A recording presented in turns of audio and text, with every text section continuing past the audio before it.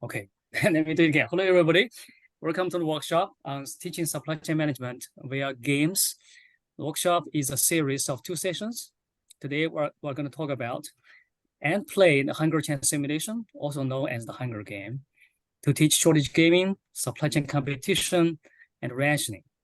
Tomorrow, we'll demo and play the floor park simulation to teach supply chain contracts and collaboration. So if you have any questions or comments, please let me know. Feel free to interrupt me. Okay. Now, the Hunger Chain is a competitive supply chain simulation where student teams play retailers competing for limited supply. So my name is Yao. I'd like to acknowledge the contribution of my students, Junmyo, Ring, and Minso, as well as many colleagues, seminar participants, and instructors for their suggestions that have significantly improved the gaming experience. Okay, here's today's agenda. I'll first answer the question of why Hunger Chain. So specifically, how does the game address the current teaching needs? And then I'll talk about learning objectives, teaching plans in detail. I'll also share the feedback from instructors and students on the games. And finally, we'll play a few rounds together so you can get some hands-on experience. So why Hunger Chain? Now, the Hunger Chain simulation was inspired by the severe COVID-19 shortages in groceries, household items, and medical supplies, right, such as the vaccines, and subsequent supply chain issues, right, such as the panic orders, hoarding, as we all have experienced. Now, one of the biggest problems, right, of supply shortage is actually waste. That's strange, but it is true. For instance, right, millions of COVID-19 vaccines were wasted, even as the shortages, right, plague other parts of the world. It happens not only for COVID-19, but also for regular flu season. And which is caused, this is a typical supply chain problem, right? It's caused by hoarding. A problem generated by shortage gaming and the prisoner's dilemma. And these are important and contemporary topics for students, as they need to know the causes of these problems and learn how to handle them in real life. Now, these topics, such as shortage gaming, supply chain competition, prisoner's dilemma, and so on, are hard and dry to lecture, but they can be easily played out. Meanwhile, students are easily distracted in and off classrooms. Right, we've got social networks, social medias, and so on. Especially if you teach online, right? The question of how to engage students is one of the biggest challenges. But students can be easily engaged in games, especially competitive games. And the result is the student learn by doing, so you get a better outcome with less effort. Now, learning objectives. Oh, I have a question here. Okay. All right. I'll answer the questions a little bit later. So the teaching objective of this game is shortage gaming, including panic orders and hoarding, supply chain competition, and rationing. The game lets students experience shortage gaming and helps them identify the causes and find out solutions. Right. For instance, Mommy Bird only has one worm, right? Who to give it to?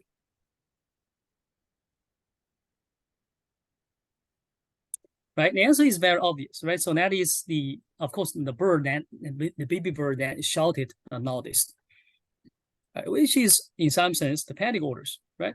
So in this game, the students were playing the retailers sourcing from the same supplier, which is okay, and they will place orders, and the supplier will provide rations if there's a shortage. Question is, right, supply is limited, how to allocate the supply efficiently and fairly. Now, under supply shortage, allocation and rationing rules becomes very important. Right? If the allocation rule is not designed well, then we may face a complete supply chain meltdown, right? With panic orders and hoarding, so shortages and waste coexist in the same time. The result can be a completely wrong allocation of the limited supply, where some people, right, are starved while others hold excessive inventories or supplies and waste.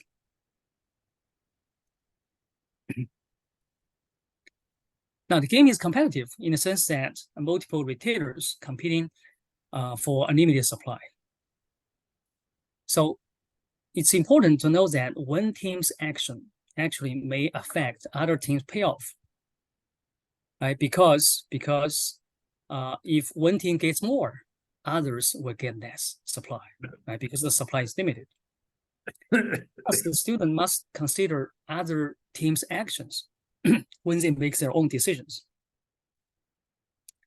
which is not natural in classrooms, because most students will only think about their internal decisions, and most times actually they do not notice what's happening outside. And that's also most of the curriculum was teaching them to do, right? How to optimize their decisions. Okay, let's lay out the teaching plan.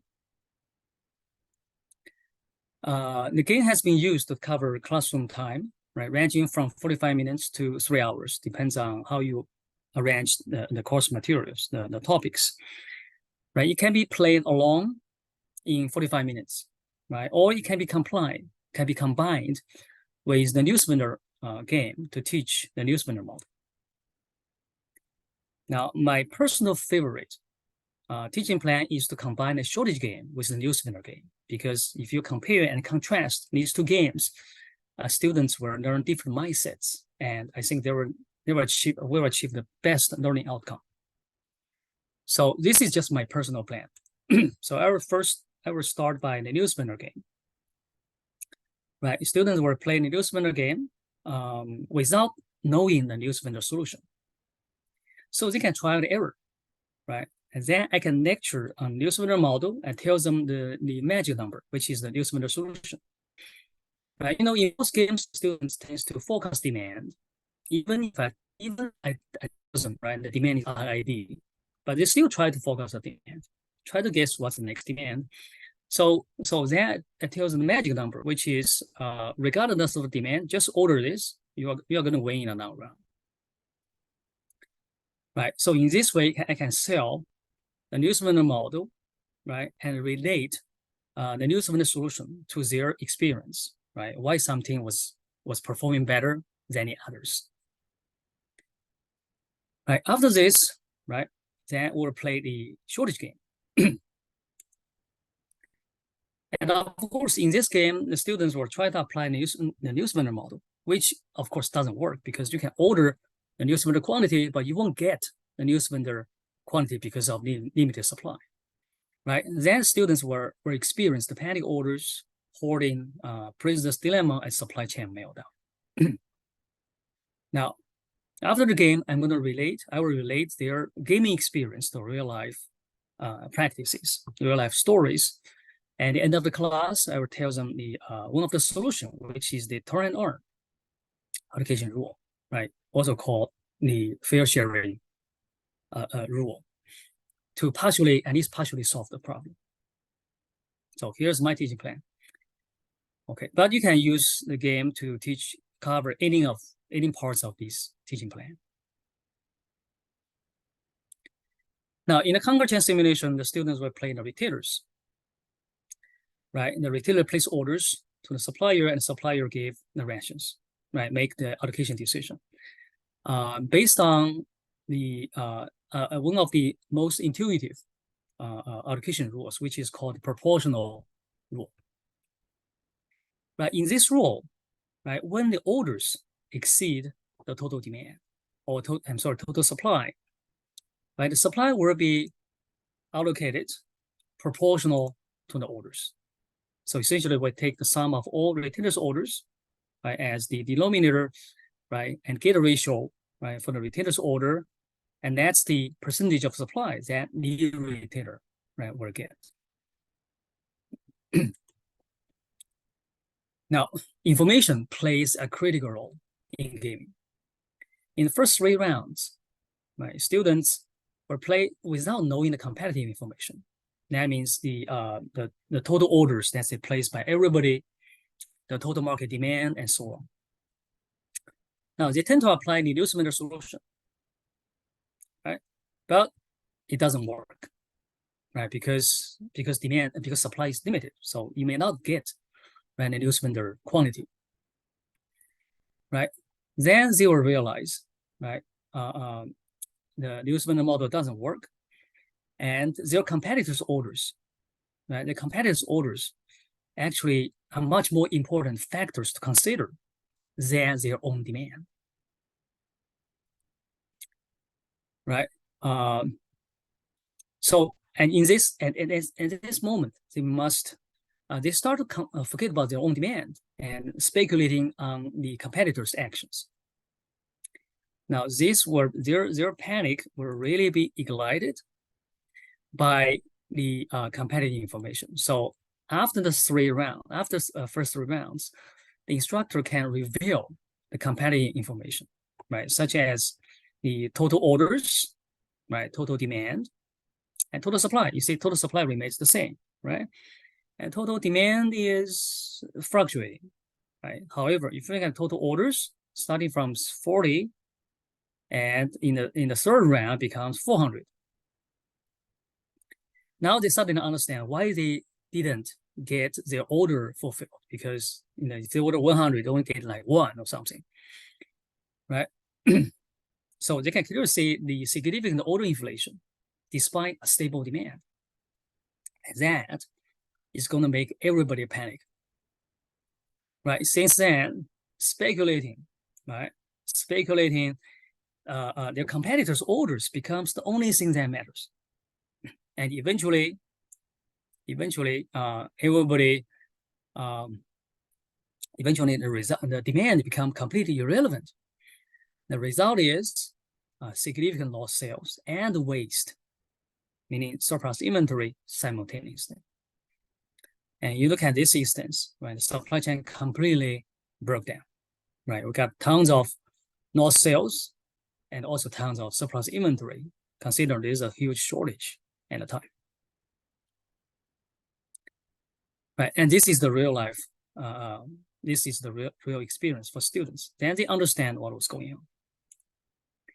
Now we can use the game trajectory to visualize the NISM.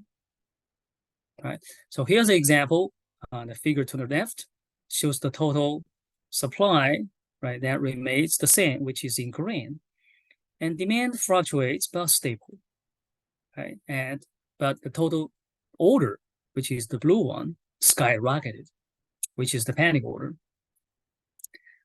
And the figure to the right shows the total lost sales and the total surplus inventory, right? Towards the end of the game, right, we can see that both huge surplus inventory and lost sales coexisting. Right, when we play the shortage games, it happens almost all the time, like this. Any questions? They do know the number of competitors in the classroom. They can have only their financial data. They cannot see other people's orders, rations, and their financial performance. They know the financial performance actually, but they don't know their actions. They have to speculate. They have to speculate.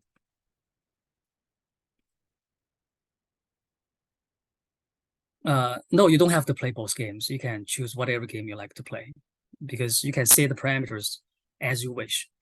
And we'll come to that in a moment. Okay, so this is a perfect example actually of the prisoner's dilemma, right? And students have the 2 choices of telling the truth or inflating the order, right? Everybody will eventually inflate the order, right? Even though everybody knows telling the truth is the best for all. Real life examples. Here we go. Right. Do you think they really need so much toilet papers? What is this? Hoarding, right? Panic orders and hoarding. Everybody try to stock up, right? And that's the reason for waste, right? Because they were ordering based on the supply and speculation of other people's orders. Right? They are not ordering based on their true demand. And that's the reason that caused so much waste, right? Under shortage. So the question is, how do we handle the shortages? Okay, let me see questions. Yes, you can see the screenshot. Oops, sorry. All right.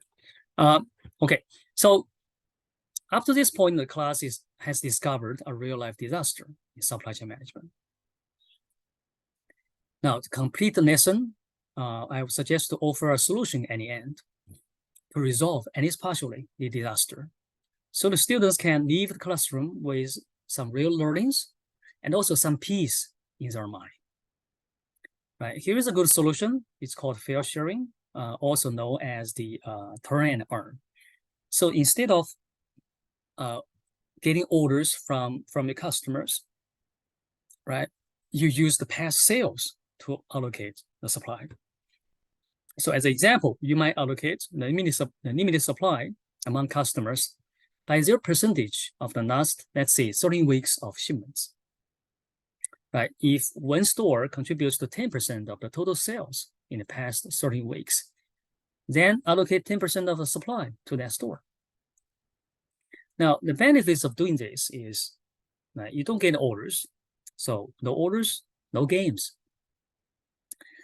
And this will provide a clear incentive to promote sales because you only gain more if you sell more, right? And finally, it guarantees the product delivery to high demand markets. However, this strategy also has some disadvantages. For example, it is not fair, right? Because the bigger guy always gets more, right? Also, it disregards the retailer's forecast and the marketing efforts. Okay, now let's talk about some feedback. So we have played this game a few hundred times with thousands of student teams, and we get tons of feedbacks from instructors and students. Right. First of all, the game has been played with a variety of different classes or courses for different levels of students, right? In courses such as operations management or operations analysis, supply chain management, procurement and sourcing, and distribution and logistics. Right, with target audience such as undergraduates, graduate, including master students and MBAs, and executives and continuing education students. Now, some game statistics, we play this game from 2019. Up to now, we have about 80 instructors played more than 600 games with about 2,000 student teams. And the game has won several awards, right? The 2021 Decision Science Journal of Innovative Education, Best Teaching Brief Awards. Also, it was one of the finalists in 2019 DSI Instructional Innovation Award. Okay, now the game does have a homework assignment, which is an essay where students write about their learnings from the game, from which we collected the feedback. So a sentiment analysis of the feedback of the essays shows that 90% of the student comments are classified as positive sentiments, with about 80% of the feedback being negative. So let's look at an example. This is a example feedback of a student. Hunger Game was very interactive, and he was mentioning about interactive, about competition, proactive risk critical thinking, and reflection of real life competition. Like I said before, right, when students are making their decisions, right, it's natural for them to consider only internal factors, not external factors. It's actually not very common for a student to think about their competitors' actions before making their own. And so this game has forced everybody to consider the competitive environment. Now, instructors' feedback is the game successfully boosted student engagement in my online class and helped me achieve 4.51 out of 5 rating in my summer teaching evaluation and so on. Okay, now we even run a test to measure the impact of the game on students' learning outcome in 3 aspects. The first is the causes of panic orders and hoarding, right? That's one of the learning objectives. And also supply chain competition, right? How does one retailer's payoff depends on other retailers' actions, right? And finally, the importance of rationing rules, supply rationing. And what we find out is, right, students who play the game achieve a far better score than the comparison group who didn't play the game. Okay, let me recap, and then we'll play the game. All right, so Hunger Chain, the Hunger game actually is very easy to set up. It's online simulation, so you only need a browser. Right, it covers some harder lecture but easy to play out topics and offer practical insights through hands-on experience.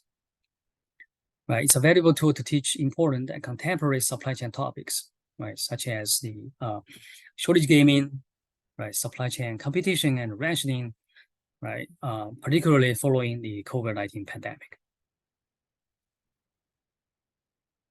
Okay, I did some videos on YouTube. Feel free to watch if you want to know more. Actually, here are detailed teaching slides.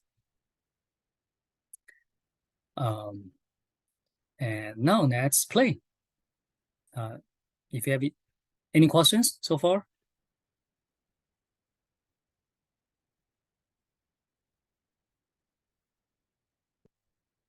Okay. All right.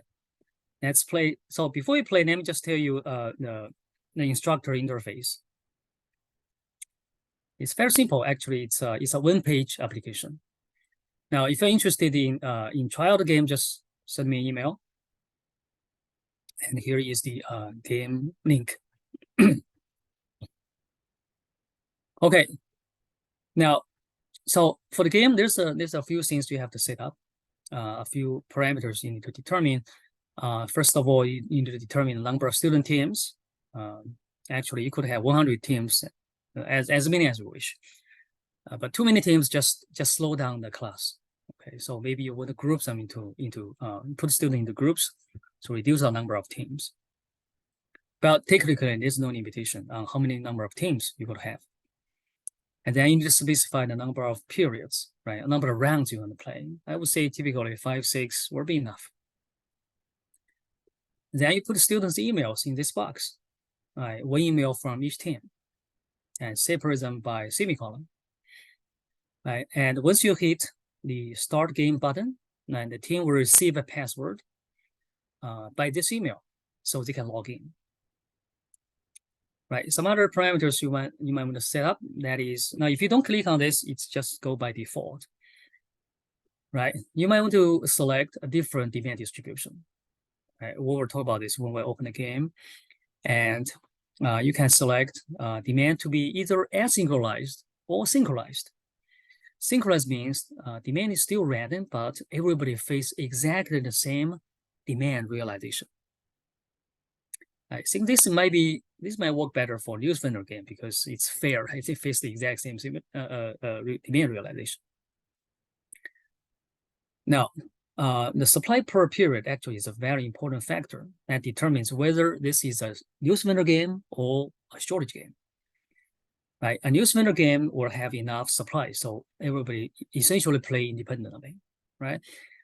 if you want to play a newspaper game, just set this number to be large enough, right? Notice that the average demand is 15. So if you select this number to be more than 15 or even 20, 25, right, then you'll never be stock out. So essentially, it's become a newspaper game. Now, if you set this number, supply per player, to be lower than 15, then you will have a shortage game. Of course, if this number is smaller, the shortage will be more severe. Right now, a few more things. Now, the sales price and the cost, essentially news vendor parameters. Feel free to set it up. And maximum order. And here you can also restrict the maximum order that students can place. Right? But if you don't do anything, it's infinite by default. Okay, I have a question. Can you play the game if you have not taken any supply chain classes and no supply chain experience at all? Absolutely. In this game, you will experience a lot of supply chain problems. And students form groups by themselves in this game. Yes, I think so. But for each group, you need to get one email. Okay. Any other questions before we actually get into action? Let me see if I missed any questions before. I would say actually, if you don't have any supply chain experience, that would be the best. This because the game is going to put you in a real life environment. If you don't know anything and you'll react based on your instinct, that's going to reflect what's really going to happen in real life. Okay. What's the best game for purchasing and negotiation course? Purchasing negotiation course. I would say the best game for purchasing and negotiation course would be the flower game that we're going to play tomorrow. Do they know the allocation rule? Yes, they do. Make sure you tell them about how you are going to ration, how you're going to allocate the limited supply. That's the first 3 trials shows the bullwhip effect. It depends on the student population. Once I play a news vendor game, now remember the demand on average 15, and one team placed the first order of 2,000.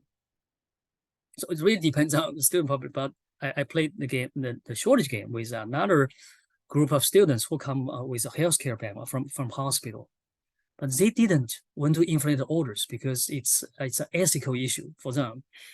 So it depends on your population, how crazy they are. Okay. Okay, great. So now let's get into action.